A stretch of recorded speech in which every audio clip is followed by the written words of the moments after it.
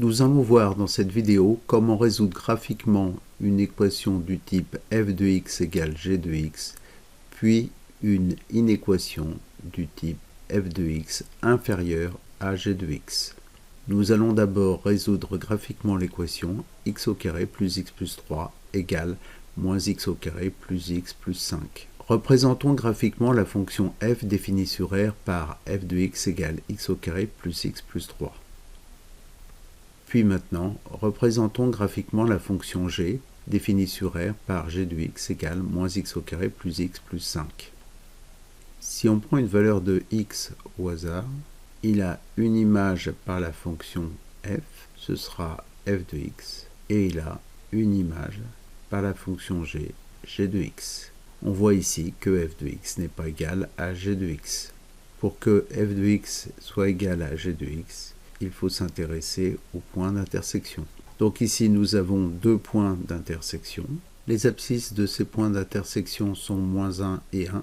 L'équation admet donc deux solutions, x égale moins 1 ou x égale 1. On peut aussi dire que l'ensemble des solutions de l'équation est S égale l'ensemble formé des nombres moins 1 et 1. Maintenant, nous allons résoudre graphiquement l'inéquation x au carré plus x plus 3 inférieure à moins x au carré plus x plus 5. Si nous prenons une valeur de x au hasard, nous obtenons deux valeurs, une pour f de x, une autre pour g de x. On voit ici que f de x est supérieur à g de x. Nous voulons qu'il soit plus petit. La courbe qui représente la fonction f doit être en dessous de celle qui représente la fonction g. Tous les nombres compris entre moins 1 et 1 seront solutions. Donc l'ensemble des solutions de l'inéquation est S égale moins 1, 1 ouvert.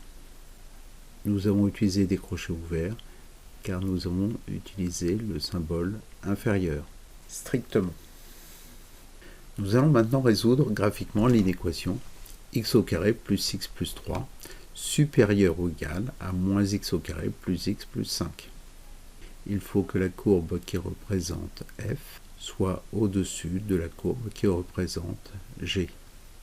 Donc il faut que l'ensemble des solutions de l'inéquation soit S égale moins l'infini moins 1, union 1 plus l'infini.